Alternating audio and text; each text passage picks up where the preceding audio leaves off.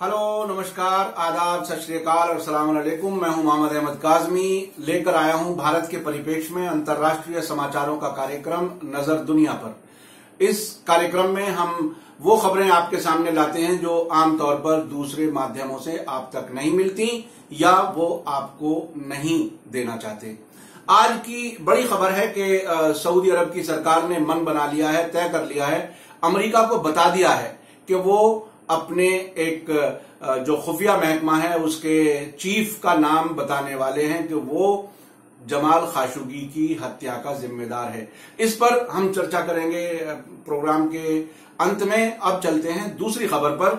दूसरी खबर यह है कि प्रधानमंत्री नरेंद्र मोदी ने अफगानिस्तान के कंधार में कल एक आतंकवादी हमले में police chief general Abdul Rajik जो वहां मारे गए हैं और कंधार के गवर्नर जलमई वैसा और 2 अन्य वरिष्ठ अधिकारी मारे गए हैं, उसकी घटना की निंदा की है।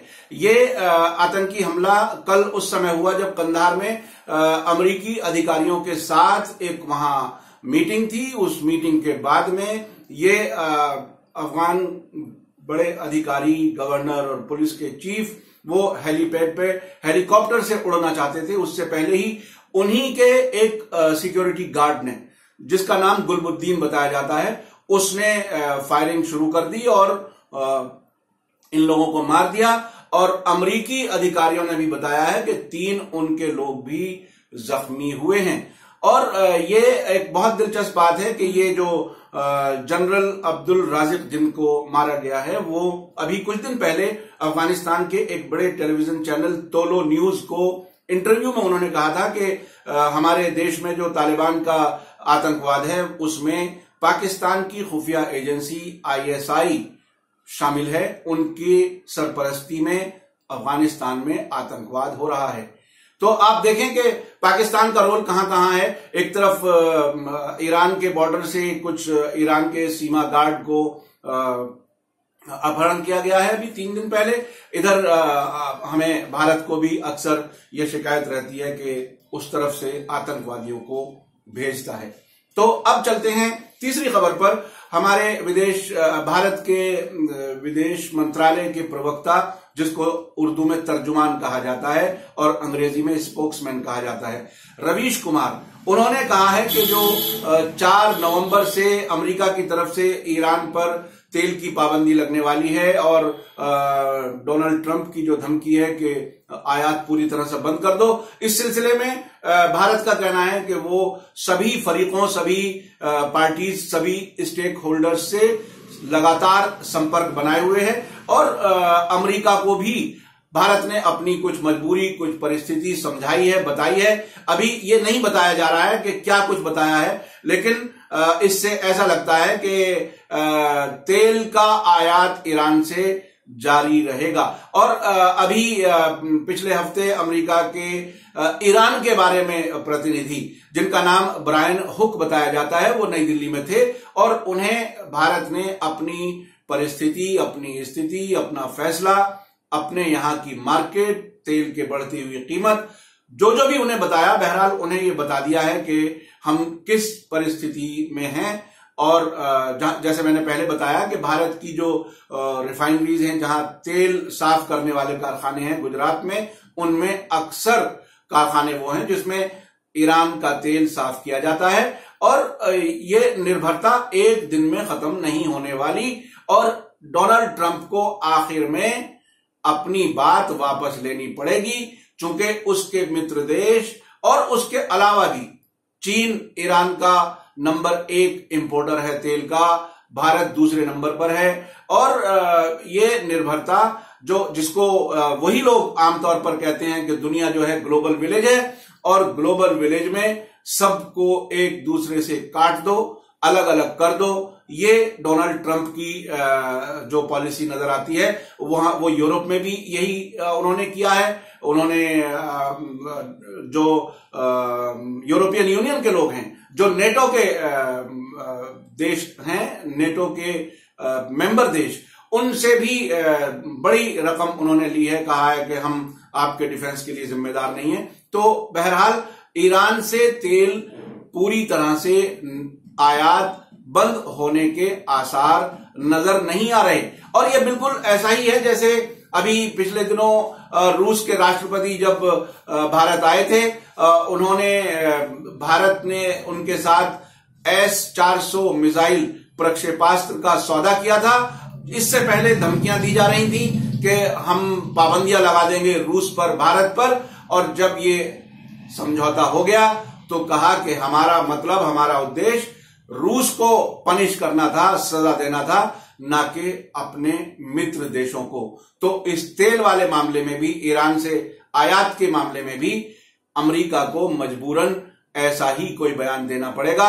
आने वाले दिनों में आप देखेंगे, सुनेंगे कि वो बात वापस करनी पड़ेगी और अमेरिका की जो धमकी है उसको कोई मानने वाला नहीं है। अब हम चलते हैं वापस जमाल खाशोगी की खबर पर, जिसमें न्यूयॉर्क टाइम्स ने डेविड फिलपैट्रिक और बिन हबार्ड पत्रकार हैं, उन्होंने एक खबर लिखी है, उसमें रहस्योद्घाटन किया है कि 3 अलग अलग लोगों ने, जो सऊदी अरब के फैसला लेने वाले लोग हैं, उनमें से 3 सूत्रों ने ये बताया है कि सऊदी अरब अब दबाव में है, जो कुछ उसने किया है उसको वो एक्सेप्ट करने वाला है, लेकिन कोशिश ये है कि मोहम्मद बिन सलमान जो वहां के क्राउन प्रिंस हैं, उनको किसी तरह से इसकी जिम्मेदारी से बचा लिया जाए। तो वो MBS जिन्हें कहा जाता है मोहम्मद बिन सलमान, उनके हाई रैंकिंग एडवाइजर, खुफिया महकमे के चीफ हैं मेजर जनरल अहमद अल असीरी, उन पर यह जिम्मेदारी डाली जाएगी कि ये जो कत्ल हुआ है, हत्या हुई है, उसके जिम्मेदार वो हैं। और उसके आगे अभी ये बात तब आई है जब पोम्पियो, जो अमेरिका के विदेश मंत्री हैं, माइक पोम्पियो, वो अभी पिछले 2 दिनों में सऊदी अरब और तुर्की का दौरा कर चुके हैं, और तुर्की की सरकार ने पोम्पियो को वो 11 मिनट की ऑडियो रिकॉर्डिंग, जिसमें कत्ल साबित होता है, हत्या साबित होती है, वो रिकॉर्डिंग उन्हें सुनवाई है, और उसकी ट्रांसक्रिप्ट, जिसको उर्दू में मतन कह सकते हैं, उसको वो लिखा हुआ जो कुछ उन्होंने रिकॉर्डिंग सुनी है, जाहिर है वो अरबी में है, वो उसे उन्होंने ट्रांसक्राइब करके और उसका टेक्स्ट भी पोम्पियो को दिया है। पोम्पियो ने अपना काम कर लिया। जब सऊदी अरब में थे तो 10 करोड़ डॉलर सऊदी अरब ने अमेरिका को ट्रांसफर किए सीरिया में सो कॉल्ड दाइश के खिलाफ वॉर के लिए। लेकिन टाइमिंग बिल्कुल ऐसी थी कि रिश्वत और जेब भरने का इंतजाम अमेरिका ने किया, और वो गया, और जाने के बाद जाकर के ये बात बता दी गई।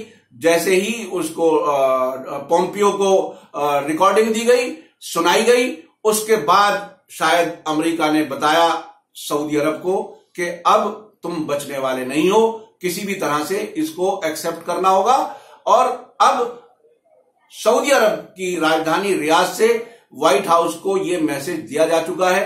अमेरिका का मीडिया लिख रहा है कि अब बहुत जल्दी अल असीरी को उसका जिम्मेदार ठहराने जा रहे हैं। ये अल असीरी जो है वो इनका महत्व मैं बता दूं, वो 2015 में जब यमन के खिलाफ सऊदी अरब और उनके कुछ इत्तेहादी और एलाई कंट्रीज ने जंग शुरू की थी, तो उस वक्त ये सऊदी अरब की तरफ से स्पोक्समैन थे, प्रवक्ता थे, और जिसे तर्जुमान कहते हैं उर्दू में।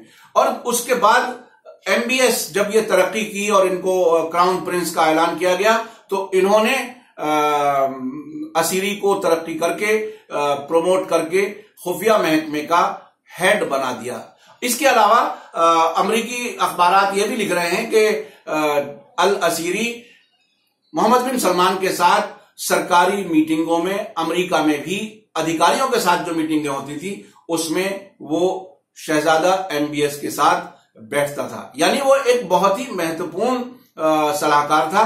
और जैसा कि कल भी मैंने दिखाया कुछ फोटो एयरपोर्ट्स के, जिसमें वो मोहम्मद बिन सलमान के साथ नजर आ रहे हैं, तो ये बहुत ही महत्वपूर्ण ओहदे पर रहे थे। लेकिन अब सऊदी अरब ने मन बना लिया है कि शायद उन्हें बलि का बकरा बना दिया जाए। यह भी कहा जाएगा, अब जो बताया जा रहा है कि मोहम्मद बिन सलमान ने इनको कहा था कि जमाल खाशोगी को गिरफ्तार करके किसी तरह से भी उनको स्वदेश लाया जाए। लेकिन अब ये कहा जाएगा, जो अमेरिकी अखबार बता रहे हैं कि उसने या तो बात पूरी समझी नहीं, चूंकि ओरली जबानी कहा गया था, या उसको गुस्सा आ गया, उसने कुछ ज्यादा ही अपने आप को लॉयल साबित करने के लिए ये हत्या अंजाम दी। ये अभी जो 15 लोग आए हैं उसमें उनका नाम अभी जाहिर नहीं हो रहा है, लेकिन ऐसी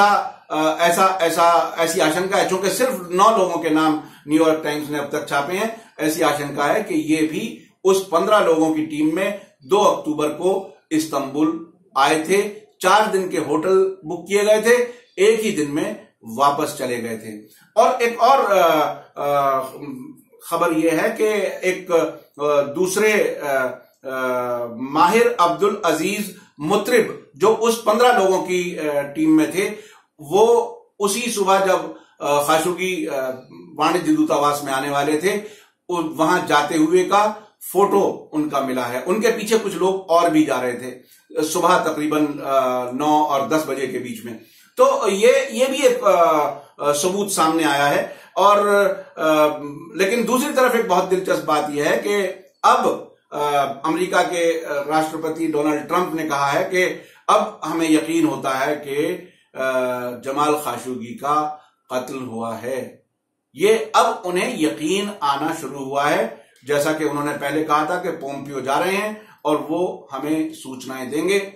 आने के बाद, यानी वॉशिंगटन पहुंचने के बाद, पोम्पियो ने ट्रंप को बता दिया है। ये संकेत हैं कि सऊदी अरब इसका जिम्मेदार है। ये वहां तक बात पहुंच चुकी है और अल असीरी का नाम लिया जाने वाला है। ये बात भी व्हाइट हाउस को बता दी गई है रियाज की तरफ से, फॉर्मल औपचारिक अनाउंसमेंट से पहले ही। अब ये देखना है कि वॉशिंगटन और रियाज में फैसलों के ऐलान से पहले भी आपस में राय मशवरा होता है, किन किन चीजों का मशवरा होता है, किन का नहीं हो पाता। ये बात शायद समझने वाली नहीं है। जहां स्टेटमेंट की ट्रांसक्रिप्ट भी वॉशिंगटन से तय होती हो, वो ऐसे मुल्कों में से सऊदी अरब एक है। और अब से पहले डोनाल्ड ट्रंप कह चुके हैं कि हम इसको नहीं छोड़ सकते सऊदी अरब को, और ये हमारा बहुत ही आतंकवाद के खिलाफ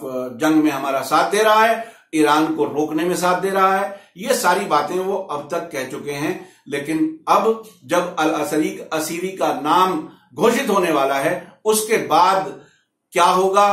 क्या सऊदी अरब उनको फांसी देगी? क्योंकि सऊदी अरब में तो कैपिटल पनिशमेंट बहुत ही पब्लिकली तलवार से कत्ल किया जाता है किसी भी जिसने मर्डर किया हो।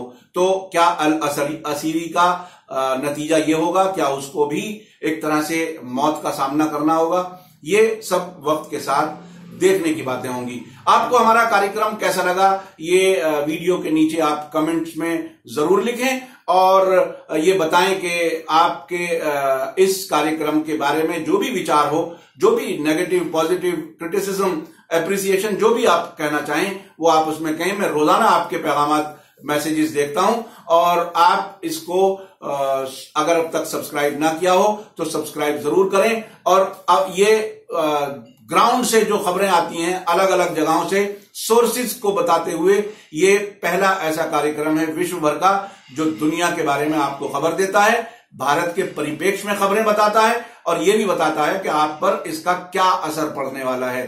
तो और इसके बाद में फिर से एक बार कहूं कि आप इस कार्यक्रम को फेसबुक, इंस्टाग्राम और ट्विटर पर भी फॉलो कर सकते हैं। अब लेता हूं मैं आपसे इजाजत। धन्यवाद, शुक्रिया। जय भारत, जय हिंद।